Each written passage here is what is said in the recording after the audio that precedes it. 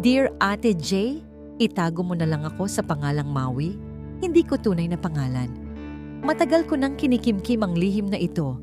Isang gabi lang yon. Isang gabi ng damdaming hindi pinlano, pero humantong sa kasalanan. Hanggang ngayon, hindi ko makalimutan ang mga salitang binitiwan niya habang magkasama kami sa ilalim ng iisang kumot. At sa bawat pag-ulit ng gabing yon, sa isip ko, paulit-ulit ding bumabalik ang tanong, mali ba talaga kung puso ang nadiktahan? Ate J, ito po ang kwento ng gabing hindi ko malilimutan. Ang gabing sabay kong niyakap ang isang pusong sugatan at isinugal ang sarili kong pagkatao. Matagal na kaming magkaibigan ni Francis, simula pa kolehiyo. Magkasama sa thesis, sa tag-ulan, sa tag-init, sa kalokohan, sa iyakan, sa biruan. Pero kailanman, hindi naging kami. Ako, laging tahimik na tagapayo. Siya, laging umaasang babalik ang babaeng minahal niya ng sobra. Naging saksi ako sa lahat ng relasyon niya. Pero ang huli, si Luis, iyon ang pinakamalalim niyang pagkahulog. At, oo Ate J, iyon din ang pinakamalalim niyang pagkawasak. Isang gabi, 11:00 ng gabi, habang ako'y nakapajama at nanonood lang ng Netflix, may kumatok. Basang-basa siya. Umuulan. Wala siyang payong. At ang unang sinabi niya, umiiyak siya habang nakikipag-break sa akin. Tiningnan ko siya.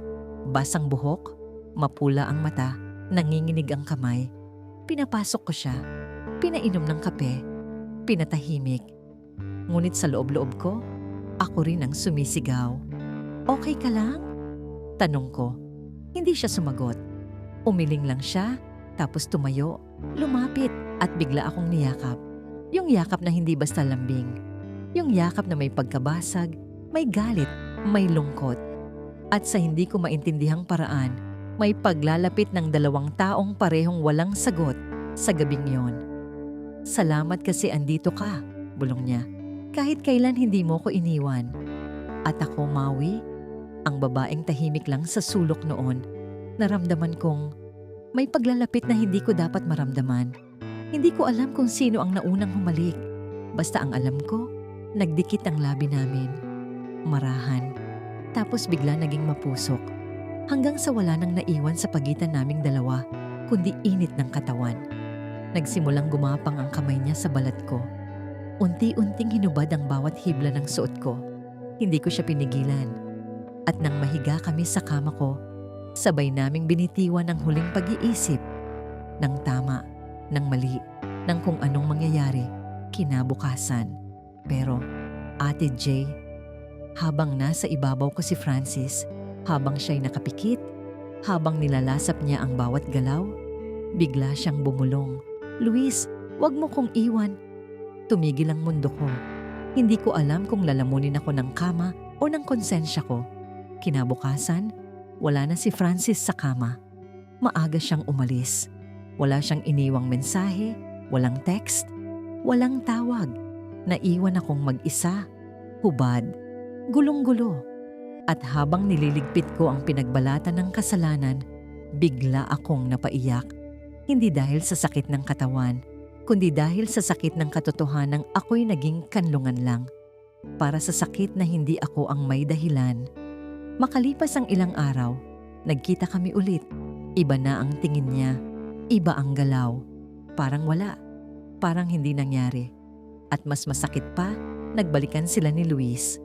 Sumulat ako ng liham, Ate J, mga liham na hindi ko na ipasa sa kanya. Isa doon, sinulat ko. Dear Francis, hindi ko alam kung sinadya mo bang saktan ako o ako ang sumira sa sarili ko. Pero salamat pa rin.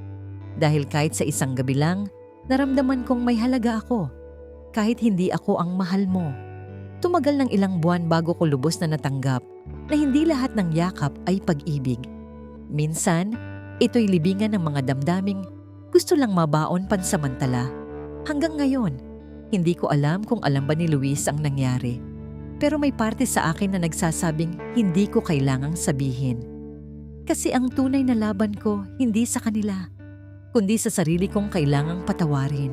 At iyan ang kwento ni Maui. Isang gabi ng kasalanan, isang gabing puno ng pagkukunwari, at isang gabing sabay kong niyakap ang isang pusong sugatan. Habang unti-unting nadudurog ang akin, mga ka-confess, kung may natutunan kayo sa kwento ni Maui, sana'y ito. Hindi lahat ng yakap ay pag-ibig, at hindi lahat ng gabi ay dapat pagbigyan ng katawan, lalo na kung puso ang tunay na naghihirap. Maraming salamat po sa inyong pakikinig sa isa na namang mapanuksong kwento ng Tagalog Wild Confession. Ako po si Ate J, ang inyong tagapagsalaysay sa mga lihim na hindi kailanman nasabi, kundi ikinuwento. Huwag kalimutang i-like, i-share, mag-comment at mag-subscribe sa ating YouTube channel na Tagalog Wild Confession hanggang sa susunod na pagsasalaray ng init, damdamin at lihim. Magandang araw, mga ka-confess.